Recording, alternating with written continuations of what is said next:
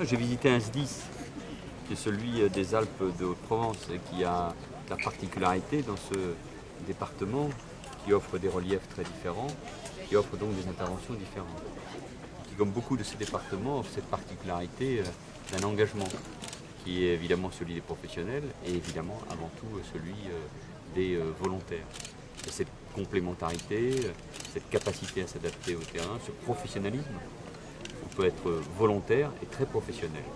Et moi je veux saluer ici l'engagement du SDIS, des élus, de l'État évidemment, qui participent d'un formidable partenariat, mais d'abord de ces professionnels et de ces volontaires qui servent toute l'année leur pays, et ne l'oublions pas, en prenant des risques, et souvent au péril même de leur vie et de leur intégrité.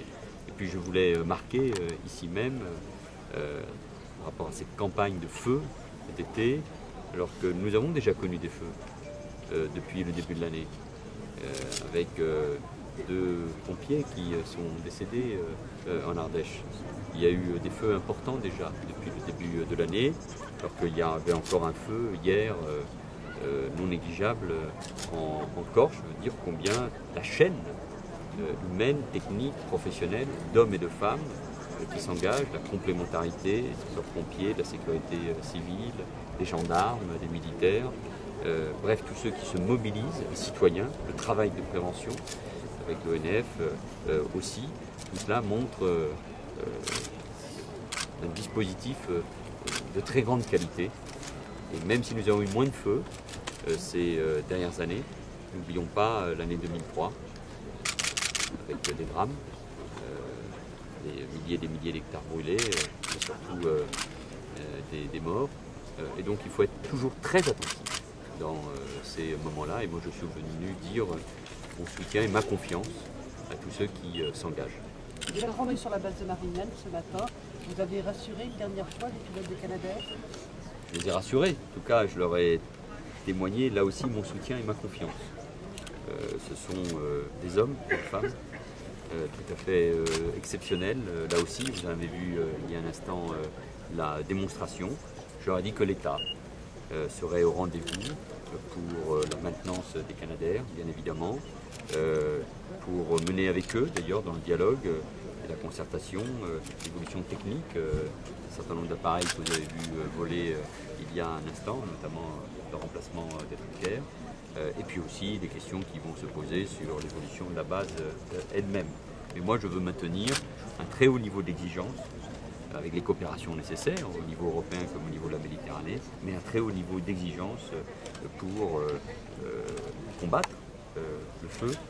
Et nous avons besoin d'eux, et je leur ai encore apporté mon soutien. Ils peuvent compter en tout cas sur mon soutien, ma confiance et surtout un très haut niveau d'écoute. Vous avez également visité une sous-préfecture en zone rurale.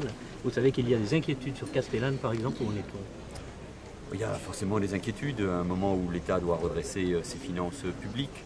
Mais le message que je suis venu dire aux côtés du préfet, du sous-préfet, de Calquier, avec le député maire de la ville, Christophe Castaner, avec l'ensemble des élus, c'est-à-dire combien nous avons besoin d'un État fort, d'un État qui protège, qui se modernise évidemment. Nous vivons dans une république décentralisée, mais dans un moment où les Français subissent la crise, notamment dans les territoires ruraux, là où il y a aussi les territoires de montagne, les territoires frontaliers, là où il y a un sentiment parfois d'isolement et d'abandon. Il est très important que le service public, assuré souvent par les collectivités territoriales, mais aussi par l'État, soit présent. Pour le reste, j'ai demandé au préfet de département de me faire un certain nombre de propositions quant à la réorganisation. Il y en aura d'autres. Les remplacements sont prévus, évidemment, par rapport à la préfecture que vous avez évoquée pour assurer la continuité de l'État. Mais nous avons besoin de ce réseau de sous-préfectures qui est indispensable pour la cohésion territoriale et sociale de nos territoires. Il faudra mener des réformes, encore, trouver des économies d'échelle, moderniser nos formes d'intervention. Et ce que j'ai vu à Fort-Calquier montre qu'on peut le faire avec des agents dont je veux souligner la qualité. On a trop souvent attaqué l'État, les fonctionnaires. Ce pays s'est construit avec un État fort, service public de qualité. Moi, je veux leur rendre hommage et leur apporter mon soutien et mon admiration. Merci à tous.